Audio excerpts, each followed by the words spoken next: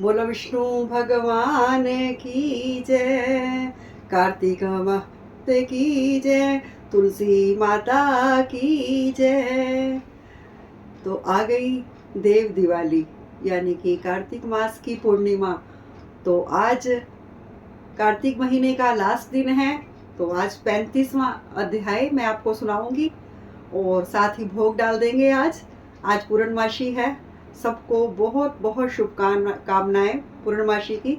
और सबने बहुत प्रेम से कथा सुनी। पूरा महीना कैसे बीत गया बस पता ही नहीं चला। मेरे को भी बहुत अच्छा लगा आप सबको कथा सुनाने में, और आपने भी बहुत प्रेम पूर्वक सबने कथा सुनी, बहुत अच्छा लगा। तो आइए शुरू करते हैं कार्तिक मास की कथा और 35वां अध्याय लास्ट। चलिए शुरू करते हैं। ओम नमो भगवते वासुदेवाय। ओम नमो भगवते वासुदेवाय। वासुदेवाय हरि वासुदेवाय, कृष्ण देवाय प्रभु कृष्ण देवाय। ओम नमो भगवते वासुदेवाय। ओम नमो भगवते वासुदेवाय। बोलो विष्णु भगवान की जय। इतनी कथा सुनकर ऋषिवर कहने लगे, हे सूत जी, अब हम आपसे तुलसी जी के विवाह की विधि पूछना चाहते हैं। कृपा करके वर्णन कीजिए। ऋषिवरों ने के वाक्य सुनकर आनंद में मगन होते हुए सूत जी कहने लगे, हे मुनीश्वरों, अब मैं आपके सामने तुलसी जी के विवाह की विधि का वर्णन करता हूँ, इसलिए सावधान होकर सुनने का कष्ट करें। जब उत्तरायण रवि को हो, गुरु शुक्र का उदय हो, विवाह के नक्षत्र हो और विशेषकर पूर्णिमा और अथवा कार्तिक का महीना व भीषण पंचक हो, तब तुलसी वन में वह अपने घर में सुंदर मंडप और उत्तम हवन कुंड के सहित मनोहर वेदी की रचना करता हुआ ऋषि तत्व ब्राह्मणों का जो विद्वान हो और राग देश दी से रहित हो, नियंत्रित करे, बुलावे और ग्रह यज्ञ आरंभ करता हुआ मातृकाओं की पूजा करे।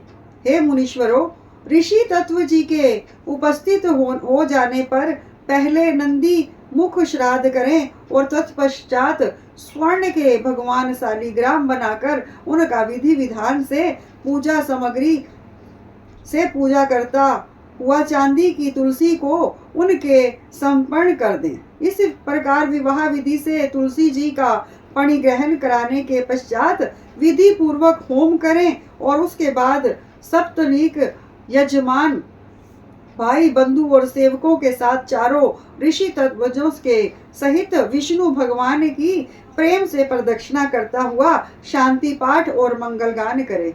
उस समय स्त्रियों के मंगलगान के सहित भेरी आदि बाजे भी बजवाने चाहिए। हे मुनीश्वरों, ऐसा हो जाने के पश्चात यजमान को गोदान और शैया दान करना चाहिए और ऋषि तत्वजों को दक्षिणा देकर विप्र भोज और जाति भोज करना चाहिए। इतनी कथा सुनाकर सूत जी कहने लगे, हे मुनीश्वरों, इस प्रकार जो मनुष्य श्रद्धा भक्ति युक्त होकर सत्य शांति और संतोष को धारण करता है, विष्णु भगवान को तुलसी जी अर्पण समर्पण करता है, वह समस्त पापों से रहित होकर समस्त संसारी सुखों को प्राप्त करता है, अंत में विष्णु पद को प्राप्त हो जाता है। इसमें संशय नहीं करना चाहिए। हे मुनीश्वरों, जिस प्रकार से तुलसी जी के विवाह की विधि बताई गई है, उसी प्रकार आंवला, शमी और पीपल की विवाह विधि भी समझनी चाहिए। कार्तिक मास के महीने में विवाह के दिन अथवा उसके प्रथम दिन प्रातःकाल नंदी मुख श्राद्ध और मात्र योग करके गोधूलीय लगन में यजमान स्नान करे और शुद्ध श्वेत वस्त्र पहनकर नित्य क्रिया करके मंडप के नीचे कुशासन पर पूर्व की ओर मुख करके बैठे और तत्पश्चात आचमन और प्रणाम करके संकल्प का उच्चारण करे संकल्प पढ़ने के पश्चात पुष्प हाथ में लेकर गणेश जी पर चढ़ावें और तत्पश्चात सात्विक वाचन और पूर्वाह वाचन पढ़ता हुआ अथवा ब्राह्मणों द्वारा उच्चारण करता हुआ भगवान का ध्यान करे और तत्पश्चात धूप व कुशा द्वारा कलश के जल के छींटे लगाता हुआ निम्न वाक्यों का उच्चारण करे। इस प्रकार उच्चारण करता हुआ यजमान प्रार्थना करे कि तिथि करण मुहूर्त नक्षत्र ग्रह और लगन आदि देवता मेरे ऊपर प्रसन्न हो, दुर्गा पंचाली प्रसन्न हो, अग्नि प्रयोगा और विश्व देवा प्रसन्न हो, इंद्र प्रयोगा मरुद गण देवता प्रसन्न हो, महेश्वरी से लेकर उमा आदि माताएं प्रसन्न हो, वशिष्ठ आदि से लेकर सब ऋषिवर प्रसन्न हो, त्रिदेव आदि प्रसन्न हो, ब्रह्मा और सब ब्राह्मण प्रसन्न हो, श्री सरस्वती शारदा भगवती कल्याणी रिद्धि सिद्धि तुष्टि पुष्टि और अभय करने वाली देवियों सहित गणनायक कुल देवता ग्राम देवता और इष्ट देवता सब मुझ पर प्रसन्न हो तथा ब्रह्मदेशी पापी दुराचारी निंदक व्याभिचारी विघन करता तरसकर और शत्रु नष्ट हो, घोर नरकों का शमन हो और शुभ कर्मों का उदय हो। जल ऋतु औषधियां नदी पहाड़ अतिथि अग्नि आहुतियां दिन रात घटती और पल आदि मेरे लिए कल्याण करने वाले हूँ। रवि चंद्र मंगल बुध गुरु शुक्र शनि केतु आदि ग्रह भगवान विष्णु मेघ और स्वामी कार्तिकेय ने मेरे ऊपर सदा प्रसन्न रहें। इसी प्रकार उच्चारण करने के बाद श्रद्धा भक्ति से युक्त होकर यजमान ऋषि तत्व ब्राह्मणों का वर्णन करे अर्थात उनके तिलक और मौली बंधन करे। ऐसा करने पर ब्राह्मण लोग स्वास्तिक वाचन व पुण्य हवन वाचन पढ़ने के बाद यजमान की रक्षा के लिए मंत्रों का उच्चारण करते हुए यजमान के चारों ओर अक्षत छोड़े। इस तरह करने के बाद आचार्य जल का स्पर्श करके यजमान के मोली बांधे और तिलक करें। इसके बाद सूर्य आदि ग्रहों का आवाहन और पूजन करें और तत्पश्चात पंच पल्लव और सुपारी आदि पूजा सामग्री से कलश का स्थापन और पूजन करें। उपयुक्त मंत्रों से कलश प्रार्थना कराने के बाद आचार्य तुलसी जी के बिड़ले और मंडप करके विवाहिता विधि अनुसार वेदी बनावें और तत्पश्चात सर्वतोभृद मंडल पर स्वर्ण के भगवान शालिग्राम और तुलसी के वृक्ष की स्थापना करें।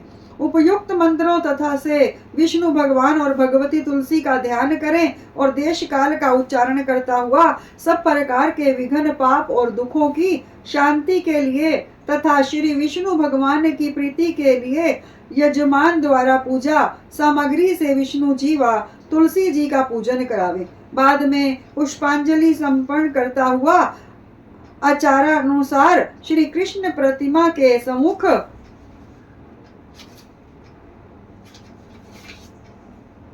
तुलसी जी की प्रतिमा करके मंगल गान और अन्य सुगंधित पदार्थों को ग्रहण कर प्रतिमाओं पर उष्णोदक गर्म जल के छींटे लगाता हुआ वस्त्र यज्ञोपवीत केवल विष्णु के लिए चंदन पुष्प हार और आभूषणों वाला घंटा वादन के सहित विष्णु में तुलसी जी के कंगन बंधन करता हुआ हाथ जोड़कर प्रार्थना करावे। तत्पश्चात एक हाथ से लंबी चौड़ी तथा चौरस बनी हुई वेदी कुशाओं से साफ करते हुए अर्थात उस पर पड़े हुए तृष्णा अधिकों को हटाकर उन कुशाओं को ईशान दिशा में छोड़ दें। इसके बाद गोबर से उसकी वेदी को लीपकर शुत्वे से घी होमने वाले पात्र से उस पर उत्तराषण 3 लकीरें खींचते हुए उससे अनामिका अंगूठा द्वारा थोड़ी सी मिट्टी लेकर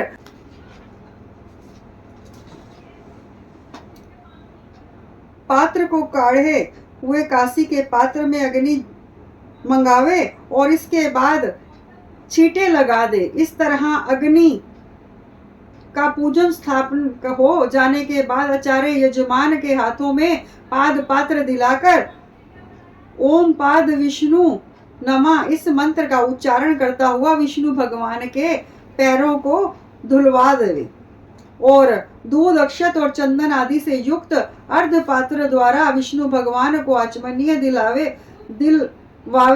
बाद में कांसे के पात्र में दही मधु और घी मिलाकर कांसी के पात्र से ढका हुआ उसे यजमान के हाथ में देवे और ओम मधुपर्क ऐसा उच्चारण करके आचमन करा देवे। इस तरह भगवान का पादादि संपन्न कराने के बाद आचार्य यजमान को आचमन और प्रणाम करने को कहे और तत्पश्चात संकल्प पढ़ता हुआ यजमान से भगवान तुलसी का विवाह करने को कहे और स्वयं निम्नलिखित मंत्रों का उच्चारण करे। इस प्रकार यथाशक्ति पूजन करने के बाद तुलसी प्रतिमा के सम्मुख विष्णु भगवान की प्रतिमा करे और तत्पश्चात मव्वे में अतः पट करते हुए मंगलाष्टक पढ़े। मंगल श्लोक पढ़कर अंत पट को हटाता हुआ आचार्य अक्षत छोड़े और तत्पश्चात यजमान को उत्तर मुख बिठाकर आचमन प्रणाम करता हुआ शंख में दुर्वा अक्षत फल पुष्प चंदन और जल लेकर संकल्प का उच्चारण करता हुआ उसके द्वारा यजमान श्री तुलसी को विष्णु भगवान के समर्पण करा देवे। इस तरह संकल्प उच्चारण करता हुआ विष्णु देव को के आगे जल सहित अक्षत छोड़े। विष्णु भगवान की प्रार्थना करता हुआ मंत्रों से तुलसी जी की प्रार्थना करे। इस प्रकार प्रार्थना सहित तुलसी जी का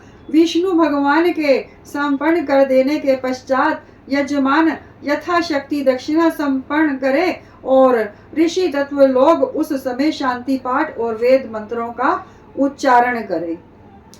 बोले विष्णु भगवान की जय, तुलसी माता की जय। ओम नमो भगवते वासुदेवाय, ओम नमो भगवते वासुदेवाय। वासुदेवाय हरि वासुदेवाय, वासुदेवाय प्रभु वासुदेवाय। ओम नमो भगवते वासुदेवाय, ओम नमो भगवते वासुदेवाय। वासुदेवाय प्रभु वासुदेवाय, कृष्ण देवाय प्रभु कृष्ण देवाय। ओम नमो भगवते वासुदेवाय, ओम नमो भगवते वासुदेवाय। बोलो विष्णु भगवान की जय। तो आज कार्तिक मास का पाठ समाप्त हुआ। अब अगले साल फिर दोबारा से आपको जरूर सुनाऊंगी कार्तिक मास का पाठ। अभी के लिए आज्ञा।